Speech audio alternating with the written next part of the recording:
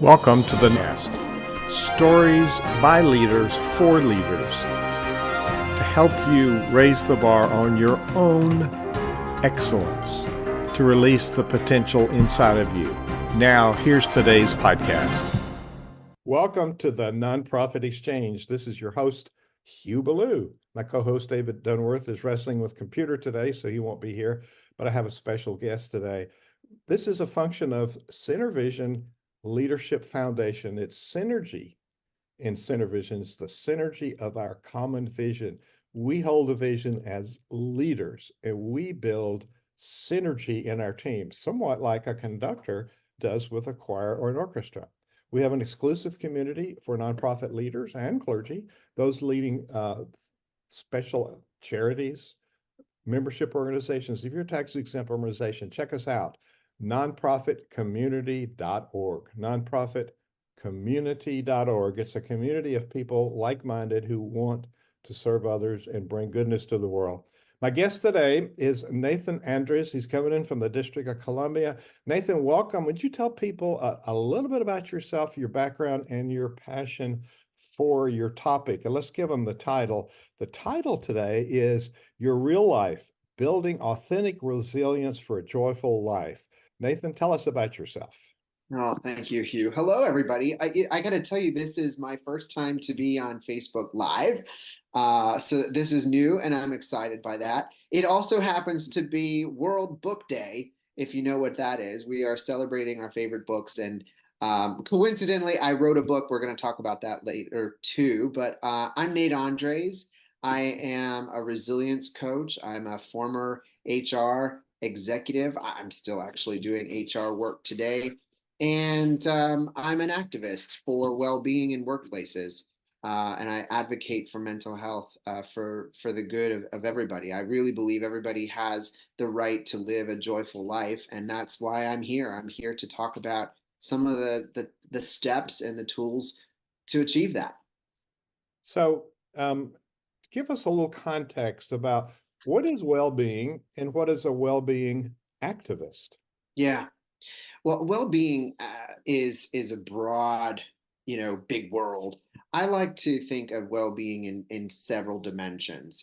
We all as humans have well-being in a variety of spaces. These seven dimensions is what most psychologists agree on, and those dimensions are really stretched from social well-being, emotional well-being, physical well-being, environmental, occupational, and even financial well-being. And when we look across these dimensions of well-being, the sum total and how we work in these spaces is what enables us to get to a life of overall well-being and ultimately that byproduct of joy. As an activist, I really think that we have work to do to help people achieve well-being. And where I work is in workplace well-being so that we can work. I'm going to say the word work a lot. we work a lot in workplaces to achieve workplace well-being. But what I really mean by that is that, when we start to break down some of those dimensions of well-being, and we start to also look at adversity that people face in workplaces, they kind of go hand in hand. People are confronted a lot with social adversity. They're confronted with environmental, issues that are either in the workplace. Actually, the World Health Organization defines one of the occupational hazards in workplaces as leadership. Leadership can be a hazard to your mental health, for example. So when we look at well-being in the workplace, my job as a resilience coach is to really try to work in helping people achieve what I call authentic resilience. And when we achieve that, and we're activating people and helping leaders, helping the front line get uncomfortable in the places where we can shift culture and create a culture of well-being, that is where we're actually then activating change and making change for the better in workplace mental health and workplace well-being. That's fascinating, as leadership is a hazard. Just because you got an MBA doesn't know that's management. So what about leadership? I think that's one of the most misunderstood words in the language. So if you look at, we spend a third of our life in bed sleeping. And we spend a big chunk of our life, maybe 8 hours or more a day, sometimes 5 days a week. But I find there's a lot of people that overfunction. They work longer hours and more days, and they get in that trap. So I don't know how that contributes to the lack of their happiness. But at some point, there's a choice we make, but there's some other challenges that we can't change. So what are some of the ways that people can reframe their own thinking to overcome some of the challenges in the workplace? Great question, Hugh. I think it's important to kind of back up and say, well, how did I get here? How did I get to helping people with their challenges in the workplace? Well, clearly, for me, I had my own challenges in the workplace. And I would tell you, not too long ago, about 5 years ago in 2019, was probably the worst year of my life in terms of career and in terms of all the things that were kind of happening. And I ended up in the hospital with a burnout. And I don't know if people understand what burnout is, but people who are burning out are usually the last people to know. I'll tell you that. And why this kind of is so important to me is I don't want people to get to the place in their work where they have all this adversity. I think these same dimensions of well-being are also the same dimensions of adversity, and they stack up on you. And for me, I had some personal emotional grief that I was dealing with. I had a couple different people in my life pass away. My little dog nearly died. I was living in Hong Kong at the time with a lot of the protests were happening in 2019. I was experiencing some challenges at work with some of the pressures of dealing with the protests in town, but also running a retail business. I was dealing with some challenges in management. And not for nothing, when you have kind of a war zone happening in your environment near where we lived, we had tear gas, we had protesters, we had a lot of violent outbursts, there were fires in the subways. It was a lot. And that stack of adversity, just kind of weighed on me so heavily that I ended up, burning out from work and from all of the things in life. And it's what psychologist Martin Seligman would say is learned helplessness. I learned how to be helpless. And I think oftentimes in workplaces, that's what happens is we get so bogged down by the stresses of delivering and high performance and ambition and career, and then all the politics and hitting the strategy and hitting the numbers, that people can really just start to spin in ways that they don't know how to manage that. When I hit that place and I was in the hospital with some kidney problems, I recognized how far away I was from my purpose, but also that I needed to do some things differently.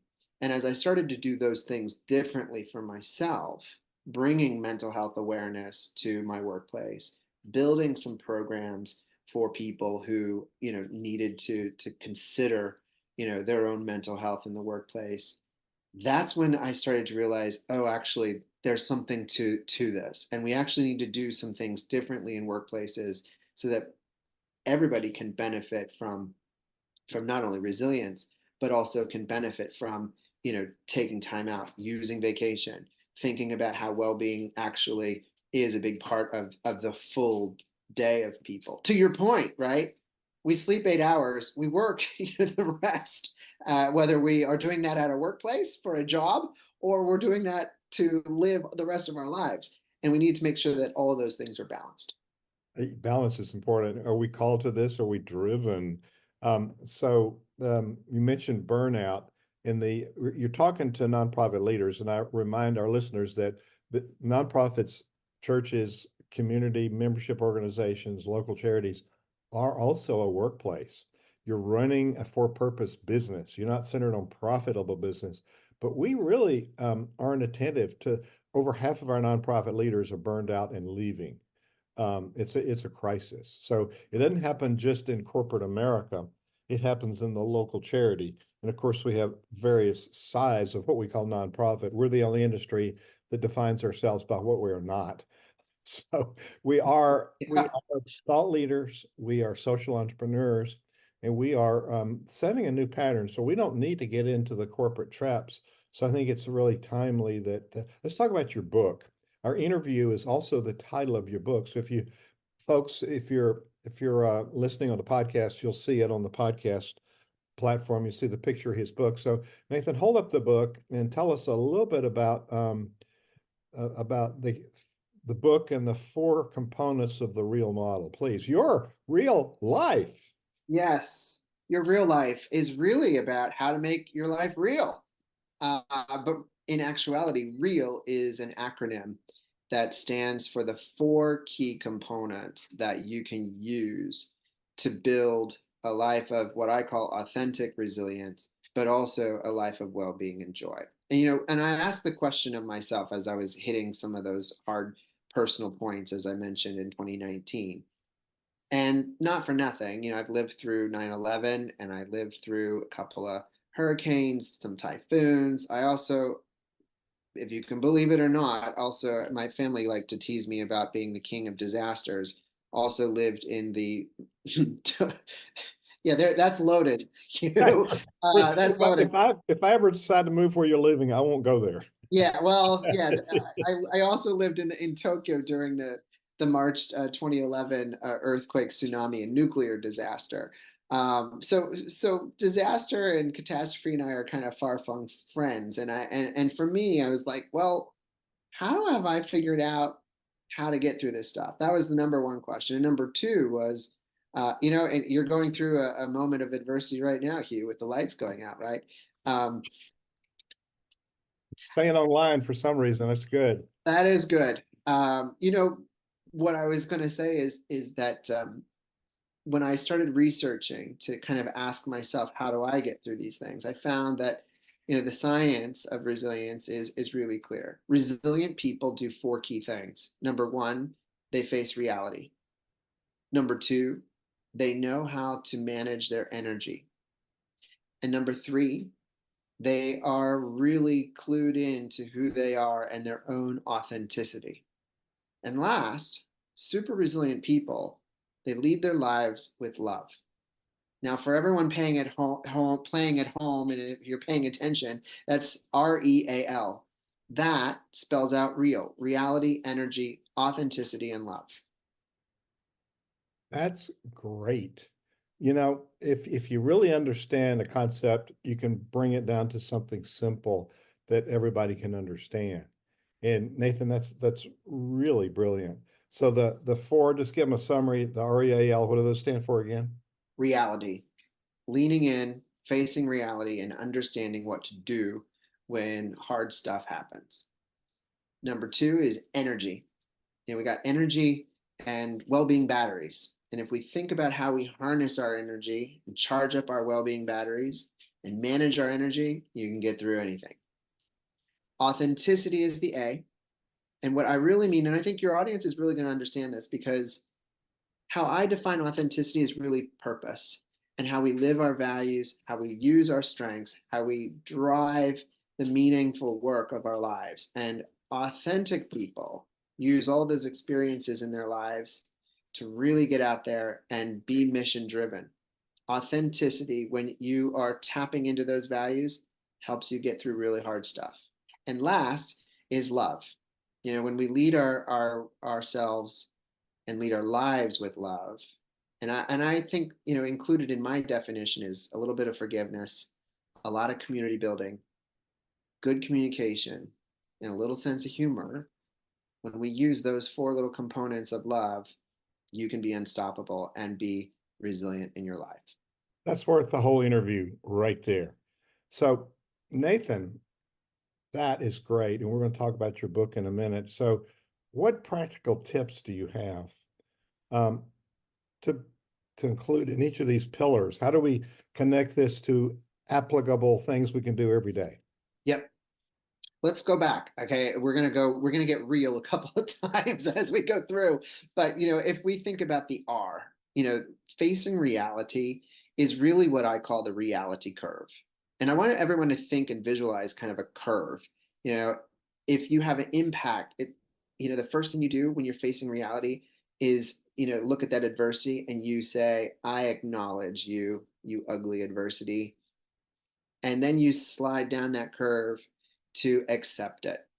When you accept that adversity has happened.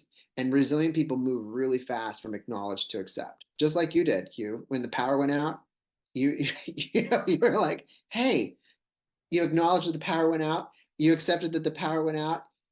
The next part of that is building what I call and tapping into advertunity. Advertunity is where adversity and opportunity collide. And advertunity is seeing the darkness in that moment.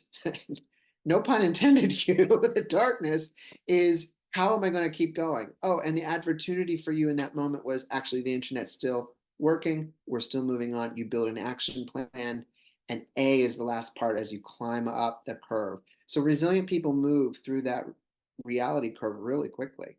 And I think and I've been talking about this with some of my clients and even my personal trainer, we talk about this all the time. When you move through, from acknowledge to accept to advertunity and action, those 4 A's, you can get through a lot of things really quick because you're not sitting in the place of suffering. You eradicate and move yourself from learning that learned helplessness, and you actually build action faster than you do when you're suffering and hurting. That's my tip for reality. Reality, yes, sir. I mean, that's where we ought to be. In freezing up and standing there is not an option. So, are there skills related to that besides, there's a mental adjustment that you have to say, okay, I'm going to do something about it. But are there some skills to be able to implement those? I think a big part of the advertunity mindset is really about looking at things from a positive and optimistic growth mindset. Those two things are intrinsically linked. So when you see something bad happen, and whether that's an earthquake or a tsunami, and you recognize that those things are coming, it might be that you just stepped in dog do, right? Because we've all stepped in dog do once in a while. It's how you move from accepting, pardon me, acknowledging to accepting that you stepped in dog do. Do you stay in that kind of, oh my God, I can't believe I stepped in dog do and my shoes are going to be ruined and I'm on the way to work and I'm going to miss the bus and I've got dirty, stinky shoes. What am I going to do? And you slide down. Or do you say, okay, I've stepped in dog do once before. I know what to do. I've now accepted it.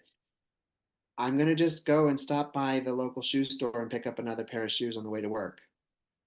Oh, and the opportunity is I get a new pair of shoes,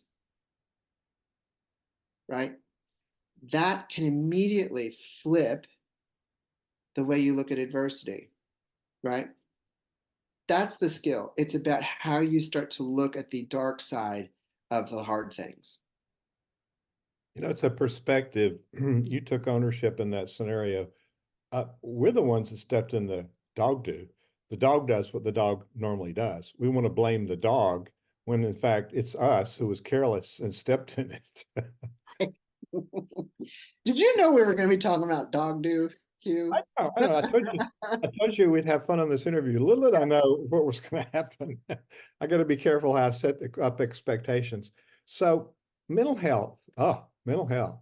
It's we're in somewhat of a crisis in, I guess, the global crisis, and mental health is a big issue. So how or where does mental health play a part in today's workplace and the future workplace? Yep. Well, I think this is where the E of the model comes in. It's about energy. Time is finite. And everyone has a limited number of days and minutes to do what they need to do in their life. So I advocate managing your energy and really thinking about those four batteries, which are, you've got physical battery, you've got an emotional battery, you have a mental battery, and a spiritual battery. And if you think about your energies in this way, and I often, use cell phones as a great example. If you think about your cell phone or your computer or your iPad or whatever you're using device, and it starts to get down to that red zone where the battery flashes at you, what do? Yeah, You plug plug in. it in. You Yeah, plug in, right? yeah. Everybody, or you, in your case, you gotta go hit the generator button, right? You plug back in. What is important is that we don't let our own batteries get run down. Oftentimes, we allow ourselves, particularly at the workplace, and I would guess that in nonprofit organizations, where resources are a little bit more slim and trim, that we put more energy in there. And what happens is if you get down to the red zone and your four batteries are flashing at you to say you're running out, guess what? You're never going to make it to the bank because your well being tank is empty. So if we think about our own energy in these four areas of physical, emotional, mental, and spiritual energy as true batteries that need to be charged, we're going to be able to be more focused and ready to go, particularly when hard things happen, but also then when we're supercharged, we're able to be amazing at what we're supposed to be doing for our mission driven work. Supercharged. Hope you get supercharged, listeners. So, Nathan, you have a website, and I'm gonna show it to people that are on the video. If you're listening to this on the podcast, now we talked about the particular day, but we're recording this today. It's what day is this? It's April the 23rd, 2024. So people might be listening to it some other time in history. But you can always go to Nathan's website, and it's his name, Nathan ANDRES.com. So Nathan, when they go there, what will they find? Well, you're going to find, some tools, a little bit about the book, and you'll learn a little bit about who I am as a coach and as an activist. You will also see that I do speaking, and I write a blog. I write about this stuff pretty regularly, and I'm happy to share my thoughts and my thinking with people about some of these topics and how to really take care of yourself and how to live resilient lives so that you can get to a place of joyful living. Wow. Wow. So there's quite a bit of information. It's Nathan, Nathan, Andres, ANDRES.com. Now he goes by Nate, I see. Yep. About Nate. That's you can spell that, it's only 4 letters. So that's a good place to go. And there's a connect button. So if people want to talk to you, they go to connect. Is that how it happens? Yeah, and I'm happy to connect with people. When you hit connect on my website, you'll be able to connect into subscribing to some of the newsletter and some of the resources that I have. And of course, when you look at the book page, you can find out more about how to get your hands on a copy of my book, Your Real Life. And there's some really implementable ideas there. So it's a good book to have in a leader's library. So Nate, you want to leave people with a thought or a tip today? I want to remind them before you do that, if you it's the Nonprofit Exchange where you find these interviews, nonprofitexchange.org. If you want to see our community, it's nonprofitcommunity.org, O-R-G. We'd love to have you participate with us because nonprofit leaders need to support each other. And we have this opportunity to listen to people like Nate and learn from them. Nate, has been great stuff today. What do you want to leave people with? I think what's important to me is in order to live a life of well-being and joy, I want everyone to remember that you're in control. And actually, as individuals, we're all in control of the choices that we make. There's always a choice. And when we think about our mission and the work that we're on, and we tune into who we are as people and our values, our authentic selves, and really show up for ourselves, we use the tools of being real, then you can absolutely be in a place of control so that you get to a place for yourself of well-being and joy. That's what I hope this book is about. It's what I want for people. It is my mission. It's my work to be able to be out there, helping people build authenticity and resilience. Nate, thank you so much. My goal is to have our listeners learn something, but I learn something just about every day. And this is number 390 interviews, and not been Amazing. one just like this, but it's been so helpful. So Nate, Andres, thank you for being our guest today on the Nonprofit Exchange. My pleasure. Thanks for having me. Thank you for watching the Nonprofit Exchange.